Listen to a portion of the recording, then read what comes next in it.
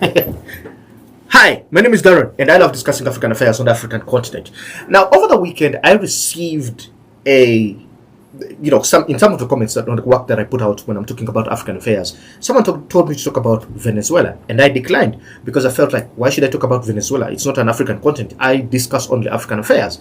And then another question came in when the person was asking about what do African leaders or dictators, in that case, or the one they're considering as dictators, learn from what has happened to Maduro, in Venezuela.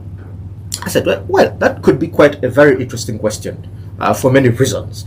Because when I say the relationships between America and the African countries, I can talk about a couple of them. I can talk about South Africa, where today they have sanctions. The other day they are having a meeting with the president of USA. They're talking about a genocide happening in South Africa, which actually doesn't exist, and a couple of things. They go on, and tariffs on them. And then when you go to the Sahel region in West Africa, where Mali, Burkina Faso, Chad, all these other countries that just had experienced coups, and now have different leadership in them, banning citizens of the United States. And they're thinking, okay, maybe that question could hold some water. But here's the thing. Now let's look at it in a very, I'm going to put it in the most summarized way.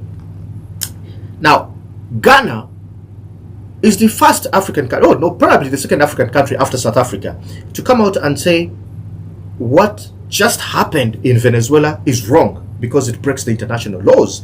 All of them most countries subscribe to the UN, and there's a whole international law on how wars can happen. Because one of the reasons UN was put in place is to avoid the wars that happened then, the First World War, Second World War, and all these other things. So they had to come up with the UN to make sure that these things don't happen again. And that's why they have the Security Council. And they believe that maybe the Security Council could have sat together and then, maybe sanctioned Venezuela or Maduro, and then find a way to transit the people into a free and democratic society. That's ideally what is supposed to be happening.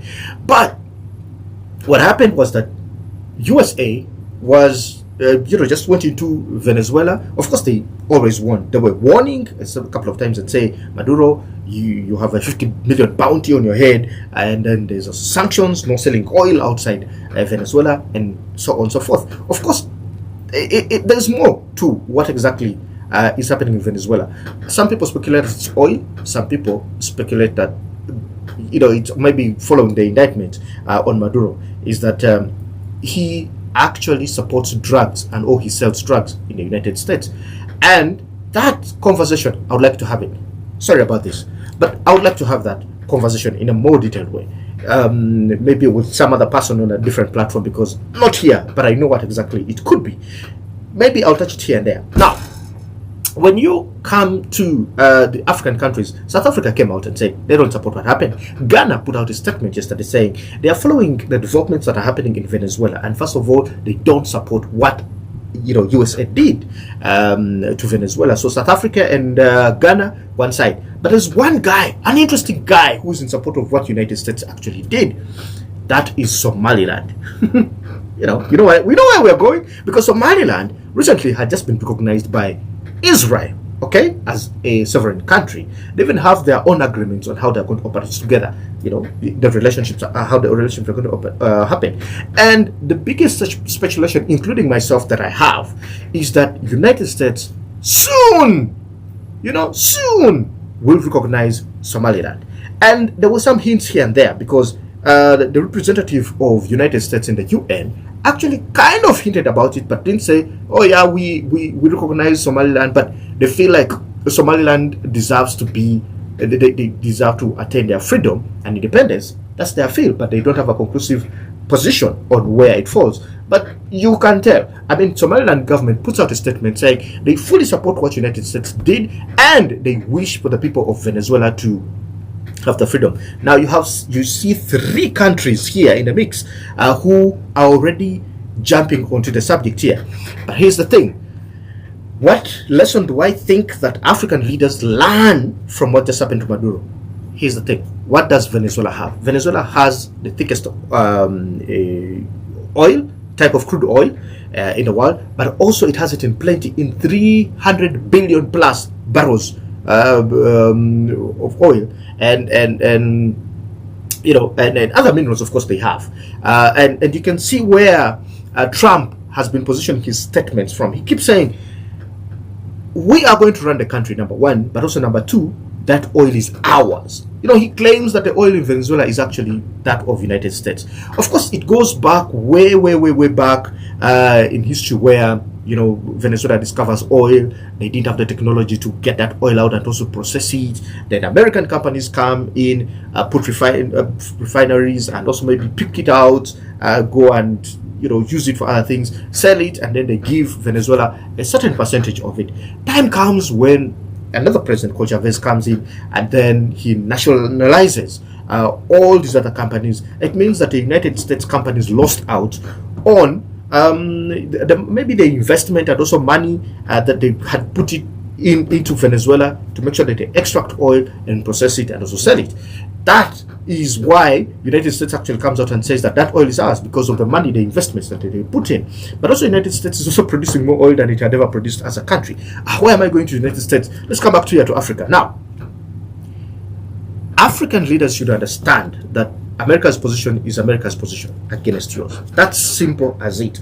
We now know in the world who runs AU, who runs UN. Now, this is my position, not any other person. This is just my position. I feel like UN is toothless when United States does something, when Israel does something, or any other country that could be big. We've never seen this happen when Britain has something to do, maybe France or German, but those are superpower countries as well. You never know. In future, they could want to do something and they may not consult the UN. Maybe China, but when China does their drills around Taiwan, the UN Security Council may come out and actually talk about it. I'm not saying they've done it before, but I'm saying they may actually come out. So when it comes to also AU, they are first to start talking about the international law in this case. But coming back to Africa, so I feel that one, having a bad relationship with US may put you in the spotlight against them. I mean, if now countries like Mali, Burkina Faso, Chad, Guinea are banning United States citizens, the Americans are going to sit down and start thinking, why are they banning United States? Is it because that United States banned citizens from those countries from entering into the United States or put visa restrictions on them? Yes, they may take that direction. But I always ask one question, and this is the whole question that I was asking even people around me at home. I said, what do African countries have to offer the United States? Let me put for you a very terrible position here. When a peace deal was signed between DRC and Rwanda, including USA, which brokered this deal, you still see a conversation about minerals. And when Trump comes out and says we're going to have access to rare minerals in DRC. Now imagine President Felix Tshisekedi leaving power, and another president comes who is against the whole thought that United States will be having access to rare earth minerals in DRC and decides to say this must stop. Believe me, United States will come into DRC because of that agreement, and they will throw out their leadership in DRC. That can happen. I mean, it's not the first time this has happened. The CIA killed Patrice Lumumba. There's a whole documentary and CIA, documents and there are records to show that actually happened. That it was the CIA that was hugely responsible for the arrest of Patrice Lumumba and his mother. That's it, because he never aligned himself to the West. And that will happen because DRC is probably the richest country with minerals on earth today. Now, if USA says, yeah, we have access to them, and we are giving you security, and then one person comes out and says that USA must leave because these minerals belong to the people of DRC, they will leave. That's what it means. So if you have an agreement with USA, number one is what you have. They're not just going to come and pick anybody. It is about what your country offers United States. So if it's of huge value, and then there's a guy who doesn't believe that the USA must have access to this, they're coming for you. And they can do it if they want to. There's nothing an African leader can do, by the way. I don't think that there's an army on the African continent that can actually stand against the West or United States. UN, I honestly have no words for UN. We saw Gaza being flattened on the ground, but all they were doing is talk about, it is wrong, it's what no one wants to discuss. Even when they are talking about a ceasefire to happen in Gaza, one guy who has veto powers like USA just says no, and everything falls apart. I even don't know how that veto power thing came to happen, that if only one member disagrees and the rest are on one side, everything is flat. What kind of democracy is that, or voting is that? A voting system where the minority win all the time? Yeah, that's the UN. Actually, that's the proper definition of when the minority win. There's actually, it's a whole philosophy thing where I say that there are instances where the minority are always the winners, and that's one of them. The veto powers in the UN. It doesn't matter what the other countries say or the Security Council says. If the Security Council say they have probably 15 countries, and one of them just says, I don't think that's a good idea, just one, all the 14 votes are invalid. Everything flattens. That's exactly what otherwise the UN would have moved in to save maybe Ukraine or stop the war between Russia and Ukraine, or maybe they would have moved in to stop what was happening in Gaza. And the UN will do nothing, and the USA knows this. They will do nothing. If they just say, yeah, let's just go to Venezuela and pick out Maduro, they will go and pick him. If they decide to say, oh, Africa, we see you, let's go and pick Ibrahim Traore, because this guy doesn't seem to understand that we are the big boys. Yeah, they'll go and pick him. If they want to, they'll pick him. I mean, they killed Gaddafi, if you want to say so. They came and flushed out Gaddafi because the USA was against it. NATO and the USA, of course, they are together in the. They said, we are going for Gaddafi.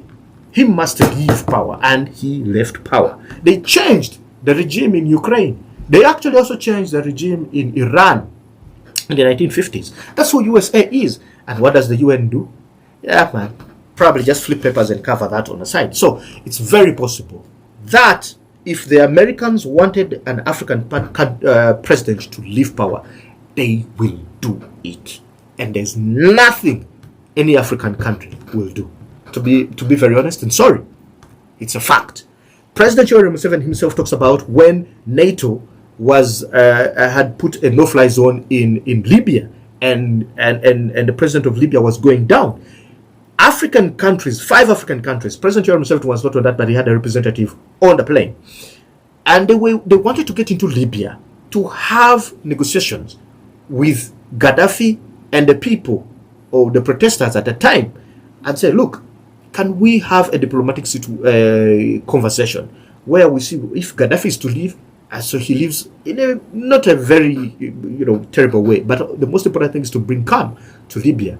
And the NATO called the plane or the president on that plane and told them, go back. Imagine NATO, which is largely European, and USA telling the African presidents who are going to solve an African problem, telling them, please don't do that. Just turn back that plane and go back. Yeah, President Yoweri Museveni has talked about it. It means that Africa has no power to go against the will of the West if they say, they just decide on what they want to do. So African leaders really just, you'll be okay. And you know what is so interesting? Some people have been making these jokes about the same, but the African leaders, and they put up tweets like this one there that you see on your screen, where they say, hey man, if you have minerals, you need to have nuclear. And that's why probably Kim of North Korea cannot be attacked. I've seen so many of these when people put up such tweets and say, hey, I think the only way to be safe against the West is to have nuclears, because that way there is a certain level of fear.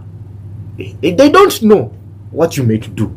You see, Kim is a very interesting guy. After they attacked Venezuela and picked out Maduro, he was testing his supersonic weapons into the Japanese Sea. Yeah, he was just probably just saying, hey guys, you can try me and see, because he has them.